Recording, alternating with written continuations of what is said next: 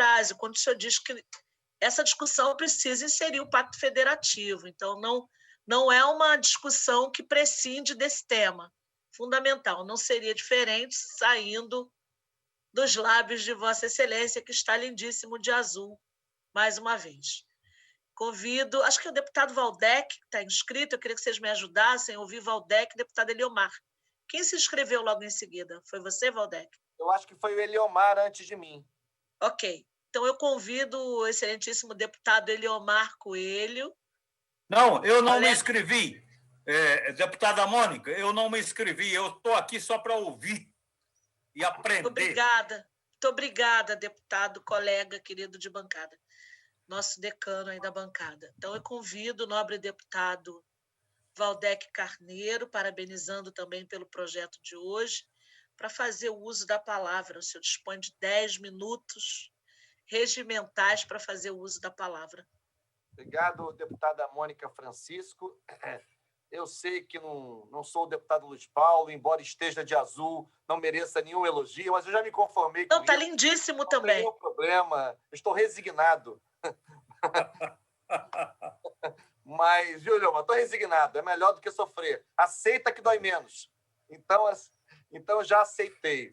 Mas eu quero dizer o seguinte, 3 coisas dentro desse meu tempo. Em primeiro lugar, eu quero novamente aproveitar, inclusive, que a deputada Mônica Francisco está presidindo esse expediente final para ressaltar a importância simbólica e concreta do projeto aprovado por Vossa Excelência, que eu tive a possibilidade de, muito modestamente, oferecer contribuições, que fortalece a diretriz de participação mais protagonista, mais empoderada das mulheres na vida pública do Rio de Janeiro e, por que não dizer, do Brasil. Quero repetir dizendo que a amostra da Assembleia Legislativa, tomada como uma amostra aleatória, é um bom exemplo de como isso deve ser valorizado e fortalecido. Aqui nós temos deputadas com perspectivas ideológicas diferentes, mas atuantes, combativas, corajosas, firmes em seus posicionamentos, e a gente precisa estimular que cada vez mais isso se concretize, se consolide na vida pública brasileira, nas diferentes esferas e nos diferentes poderes da República, tanto no Executivo quanto no Legislativo e, igualmente, no Judiciário. Esse projeto é um projeto que funciona também, cumpre também um papel de desagravar, né, a memória de Marielle Franco, como já se disse aqui outras vezes. Uma mulher que estava tendo uma carreira em ascensão na vida pública do Rio de Janeiro, né, uma vereadora que teve uma vitória eleitoral retumbante no ano de 2016, fazia um mandato expressivo, representativo, que ganhava, né, digamos, tinha repercussão para além da cidade do Rio de Janeiro e foi covardemente executada num crime político que ainda falta esclarecer e é preciso sempre cobrar, afinal de contas, o que falta para que a polícia do Rio de Janeiro esclareça e aponte os mandantes, né? Quem mandou matar Marielle Franco e acabou matando também seu assessor, o Anderson. Então, queria cumprimentar a Vossa Excelência, a deputada Mônica Francisco, pelo projeto que tem, de minha parte, de parte do nosso mandato, um apoio muito entusiasmado. Enfim, é o primeiro registro que quero fazer. O segundo registro que quero fazer é também sobre a vitória que obtivemos em primeira discussão hoje, na PEC das pedagogas e pedagogos, como já se popularizou assim.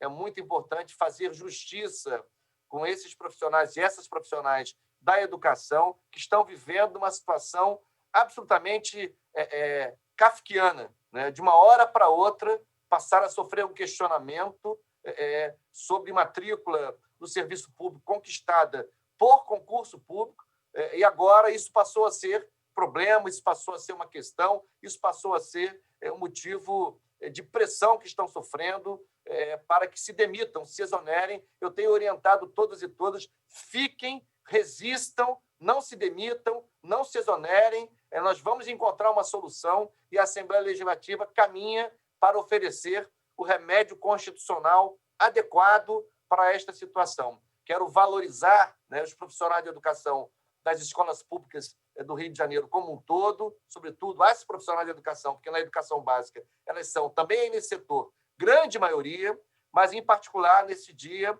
as pedagogas, os pedagogos, qualquer que seja a denominação oficial do cargo ocupado, porque, às vezes, não é pedagogo, às vezes tem uma outra denominação, e é por isso que a nossa PEC tem o foco não no nome do cargo, mas tem o foco nos requisitos de escolaridade. Se é um cargo técnico-pedagógico, cujo requisito de escolaridade é a graduação em pedagogia ou é a licenciatura especializada, somada à pós-graduação na área da pedagogia, isso está compreendido na nossa proposta de emenda constitucional. Então, quero aqui dizer que demos um grande passo e agradecer, né, no caso desta matéria, todas as bancadas, à exceção da bancada do Novo, mas eu ainda pretendo conversar com os deputados Alexandre Freitas e Chicão Bulhões, respeito a posição dos deputados, mas talvez a gente possa fazê-los entender um pouco mais sobre o que está em jogo em torno dessa pauta,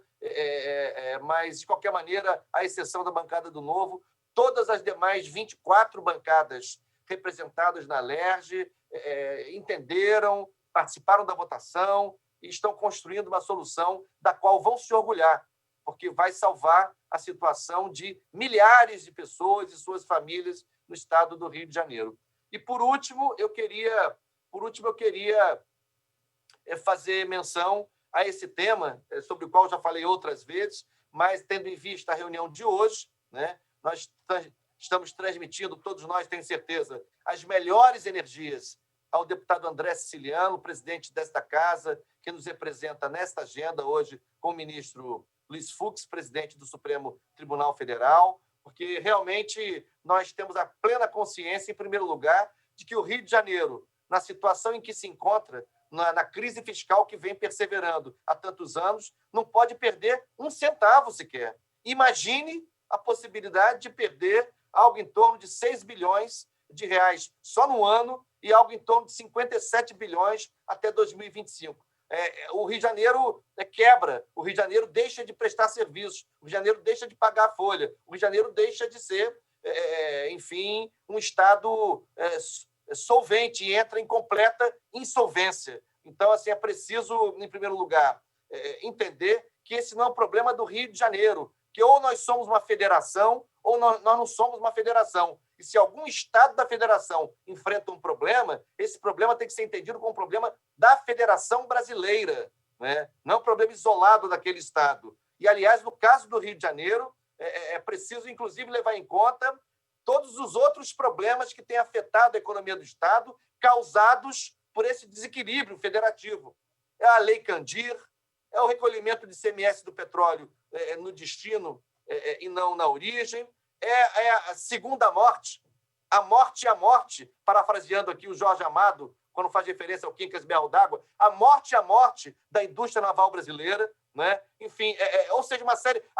desde que deixamos de ser capital, as perdas econômicas e simbólicas que isso representou para o Rio de Janeiro, tudo isso vem se acumulando, né? E os royalties acabaram servindo como uma compensação para além das compensações causadas em função dos danos ambientais, porque, conceitualmente, todos nós aqui sabemos que a ideia de royalties e participações especiais pagos de forma diferenciada a estados produtores está focada na ideia de que esses estados são os que mais sofrem com os riscos e danos ambientais decorrentes da exploração de uma riqueza muito, muito expressiva, mas também muito poluente e muito danosa, né, aos biomas e aos ecossistemas onde essa riqueza se encontra. Então, os royalties se justificam por isso. Mas, no caso do Rio de Janeiro, acabaram cumprindo um outro papel compensatório, né, que são essas diferenças, todas que eu mencionei, de ICMS, de Candir, de perda da capital, de indústria naval, do Fundeb. O Rio de Janeiro perde dinheiro com o Fundeb, né? Todos sabemos disso, perde dinheiro. Tudo que a União, esse gigante arrecadador, tudo que a União arrecada no Rio de Janeiro, de tudo que arrecada, cerca de 1/3, se tanto, é devolvido para o Rio de Janeiro, ou seja, mais de 2/3 do que a União arrecada no Rio de Janeiro não fica no Rio de Janeiro. Então, assim, por tudo isso, é muito importante que a gente tenha um olhar federativo, que a gente leve em conta o contexto da reforma tributária. Esse não é um ponto isolado a ser tratado isoladamente, ele tem que ser tratado no contexto de uma reforma tributária, também numa perspectiva federativa, pensando na implementação do imposto progressivo, pensando na taxação das grandes riquezas, das grandes fortunas, do capital especulativo, do capital financeiro que não gera emprego nenhum, que não tem compromisso com o desenvolvimento. Ou seja, se a gente não faz a discussão nesse contexto, a gente fica tratando de um tema isolado e o Rio de Janeiro perde com isso. Sem falar, claro, os outros estados da federação que estão sofrendo com esse drama também, notadamente o Espírito Santo, Bahia, Sergipe e São Paulo. Mas o Rio de Janeiro produz 80% do óleo. As perdas fundamentais recairiam sobre nós se essa lei de 2012 fosse aplicada tal qual foi sancionada. Enfim, então, queria fazer essa manifestação também. Tem esperança de que a gente consiga, tirar a matéria de pauta no dia 3 de dezembro, né, primeira coisa, e depois, a partir daí, construir um acordo que não pode passar por nenhum mecanismo de retroatividade. O Rio de Janeiro não pode pagar nada para trás, né? Esse tem que ser um pressuposto, inclusive, da nossa negociação futura, nada de retroatividade, e que a gente possa encontrar um equilíbrio que compense o Rio de Janeiro, não só dos danos ambientais, mas também das outras perdas que vem acumulando. Então, queria concluir minha manifestação. Hoje é dia 27 de outubro, também não quero deixar de dizer uma última palavra, deputada Mônica Francisco, deputado Eliomar Coelho, uma última palavra dirigida a um metalúrgico chamado Luiz Inácio Lula da Silva, que hoje faz aniversário, hoje é seu aniversário, independentemente das paixões políticas, dos que gostam, dos que não gostam, dos que amam, dos que odeiam, dos que rejeitam, dos que apoiam. Eu quero dizer da importância histórica absolutamente central que esse líder, que esse quadro, oriundo das classes trabalhadoras brasileiras, oriundo do operariado brasileiro, representou na história política recente do Brasil, né, seus governos e os avanços que foram produzidos, sobretudo em direção às camadas trabalhadoras, em direção ao enfrentamento às desigualdades sociais, regionais, raciais, enfim. Então, queria fazer essa menção aqui ao presidente Lula no seu aniversário hoje, 27 de outubro de 2020, que tenha saúde, que tenha força, que siga na luta. Enfim, queria fazer essa manifestação também, não quero deixar passar em branco esse dia. Obrigado. Obrigada, deputado Valdec Carneiro, deputado Eliomar Coelho. Não havendo mais nenhum